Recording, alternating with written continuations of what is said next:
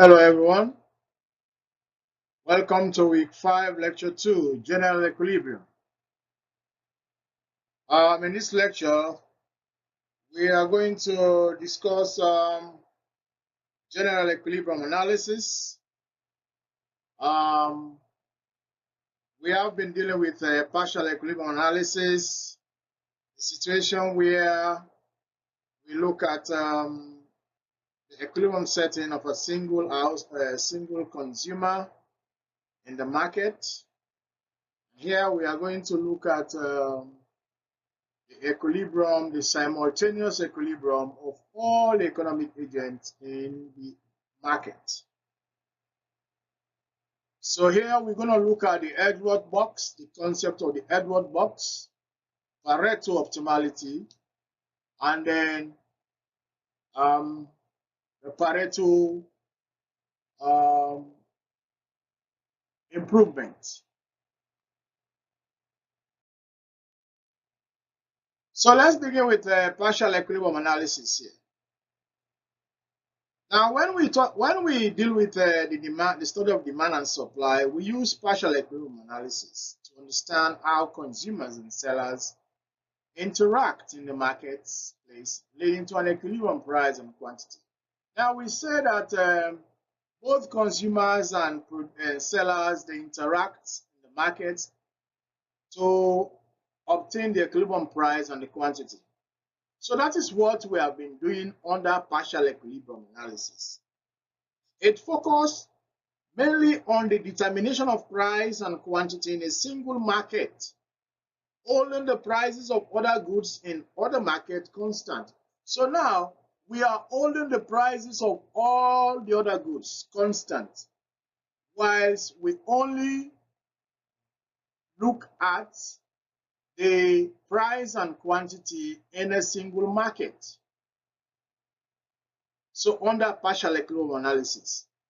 Now, we are going to move a step further by looking at the determination of prices of goods in the other market. We look at the determination of prices and quantities in several markets simultaneously. And that is what we're going to deal with under general equilibrium analysis. So in general equilibrium analysis, we determine the equilibrium prices and quantities in all the markets simultaneously, whether it's market A or market B or market C, or maybe the market for cigarettes, the market for lemons, the market for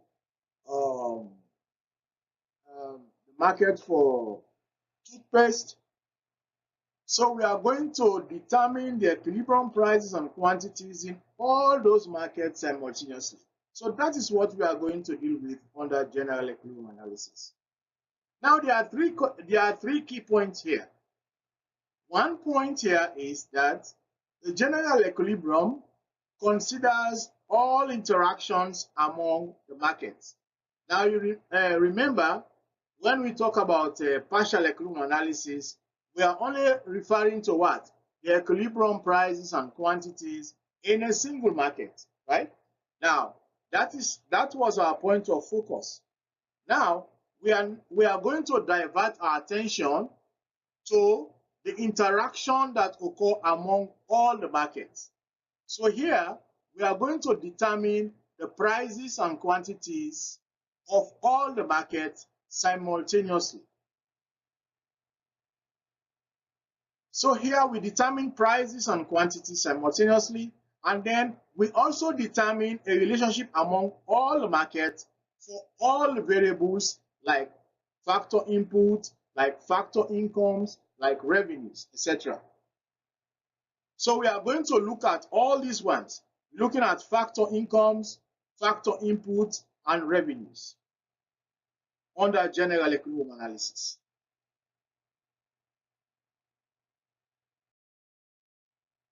So we are going to begin with an exchange economy. What is an exchange economy? In an exchange economy, there is no production, and there are two consumers, two goods, and an initial endowment of goods. Now we want to know where these consumers are going to start. We want to know their initial wealth, which is referred to as the initial endowment of goods. That is of good X and good Y, or maybe X1 and X2, assuming that X1 and X2 goods are consumed. So we want to know the initial endowment of each of those goods available to the consumers. Now, the endowment of the goods 1 and 2 are given as what? E of A equals E1A, E2A, and then the endowment B, that is the second consumer, is E1B and E2B.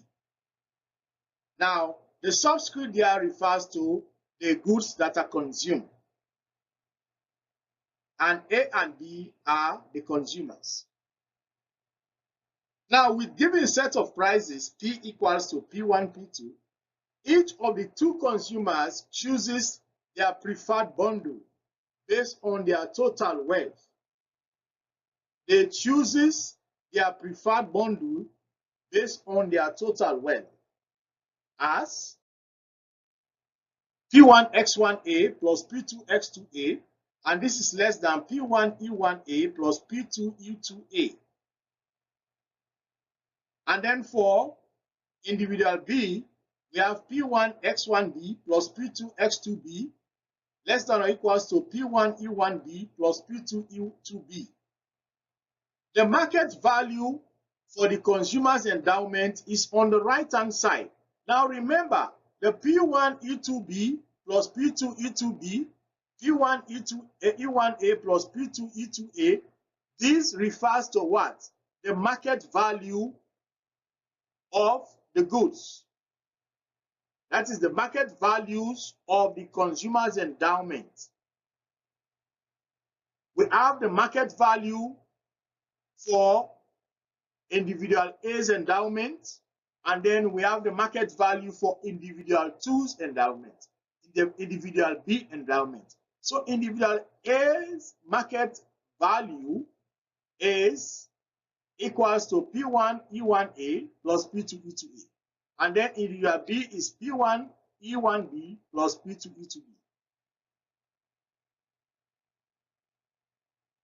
The demand for the goods is given by the vector X equals X to the power A, X to the power B. And this is equals to X1A, X1A, X2A, and then X1B, X2B. So this is the vector. Given the set of prices, the feasible bundle chosen must satisfy the following conditions.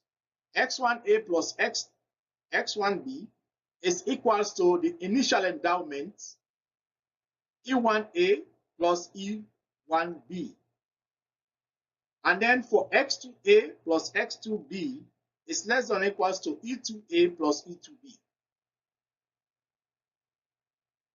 So for all given sets of prices, the feasible bundle is given by these two following conditions. Now let's move on to endowment. As I said earlier, the endowment refers to the initial stock of commodities of goods 1 and 2 for each consumer. In general equilibrium analysis, we use the Edgeworth box to determine the trading of the two economic agents. The box is the essential tool in all the analysis. It is a box that shows all the possible allocations of the available total quantities of both goods between the two economic agents. Now notice that the dimension of the box are the initial endowment of the two goods between the two consumers. So as I said earlier, we're talking about the initial endowment here. that is the stock of the commodities traded. Now, since this is a 2x2 model, that is two consumers and two commodities, so the initial endowment here looks at the initial wealth that the consumer has before trading begins. So one beauty about the Edgeworth box is that it has two origins. There is an origin to the left, and then there is another origin to the right, to the top right of the box. So one of the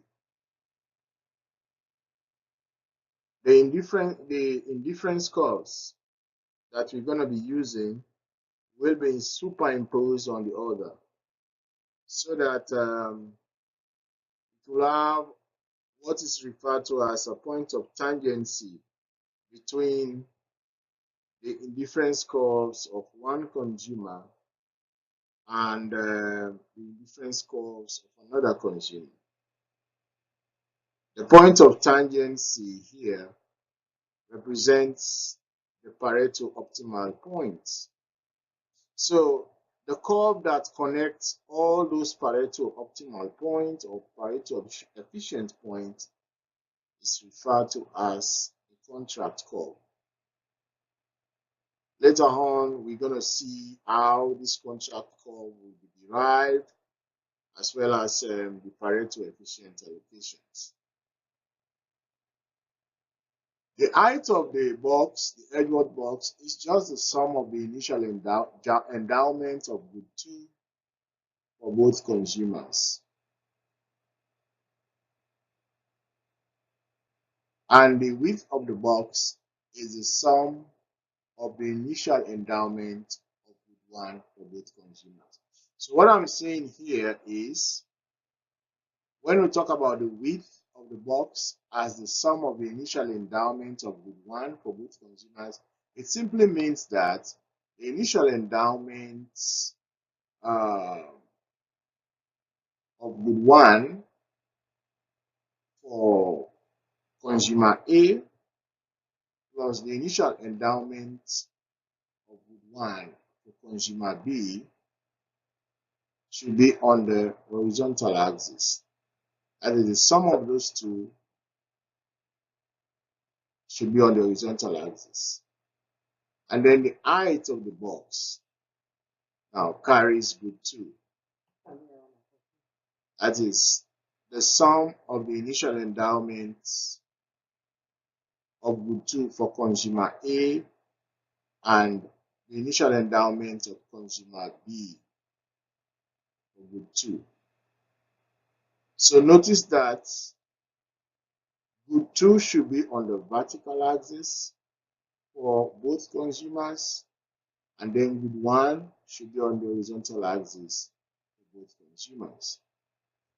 So if we superimpose consumer B's indifference curve on consumer A, so it means consumer B has to be on the top, on the topmost parts of the Edgeworth box, top right, on the top right of the Edgeworth box. And then the origin of consumer B is going to be the bottom left of the Edgeworth box. So here you are looking at the bottom left, which should be the origin of consumer A. That is the first consumer, and then the top right hand corner is gonna be the origin of consumer B. Remember, consumer B's indifference curve is superimposed on consumer's A indifference curve to form that particular Edgeworth box. So this is how we try to construct the Edgeworth box.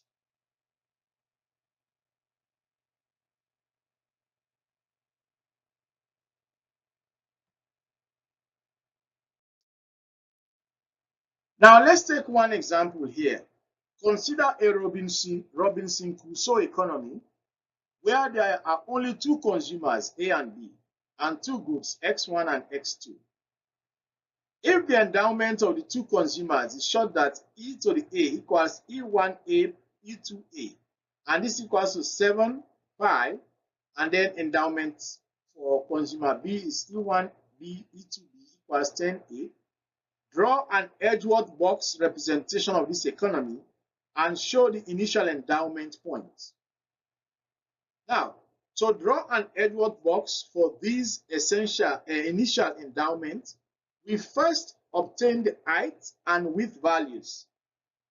Since the height is the sum of the initial endowment of the two for both consumers, we have height E2A plus E2B equals 5 plus 3, 5 plus 8, which is equals to 13. And then the width is E1A plus E2B, which is 7 plus 10 equals to 17. Therefore, the dimension of the Edgeworth box for this economy is 17 by 13. So if we draw this diagram, we are going to have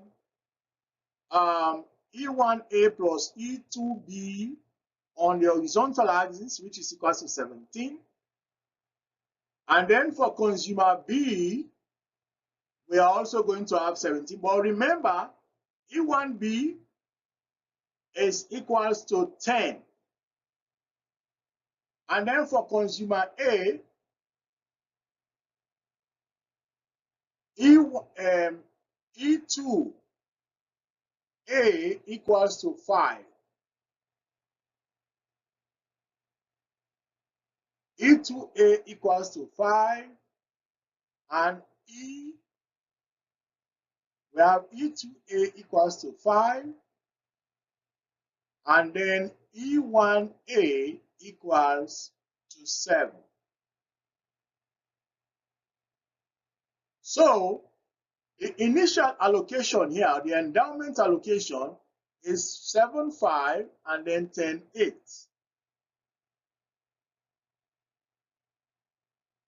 Remember, E1B is 10. You are moving from here to this point is 10. And then from the origin to 7 is just 7. And then the remaining amount is going to be 10, right? Which is equals to the same distance as E1B.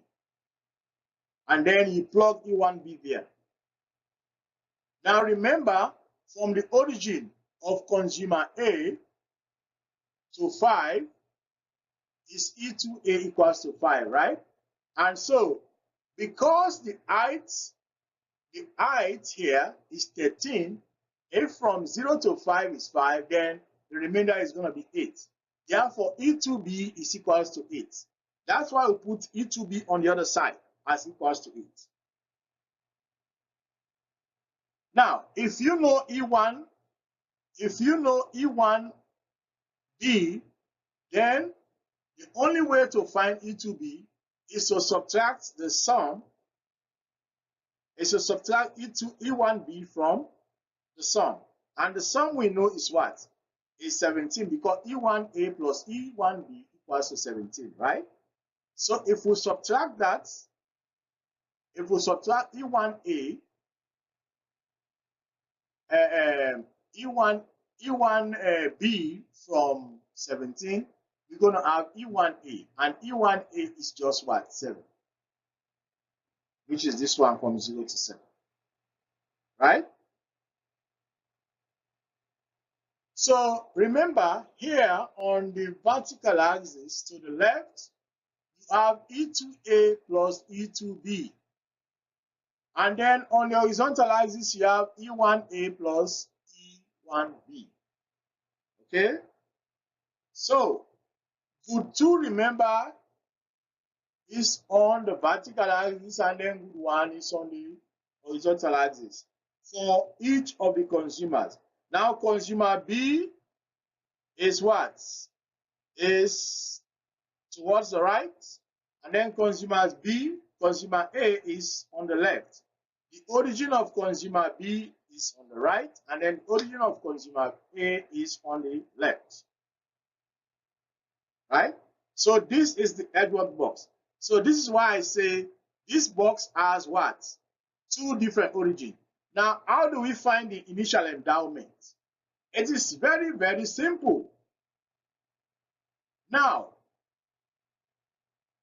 we know what is what? E1A, right? E1A is 7, right? And then E2A is what? Is 5. That's all we need to write here, 7,5. And then what is E2? E1B. E1B is 10, right? And then E2B is what? E2B is 8. So because E2B is 8 and E1B is 10, we just plug in these values into here, and then we have the initial endowment. So it means that both consumers are going to start at this red point inside the Edgeworth box. And then they do their trading or their allocation. So the point where the indifference curves are tangential to each other is going to form what is known as the contract curve. In other words, it is the point of all Pareto efficient allocations. It is what? The point of all Pareto efficient allocations.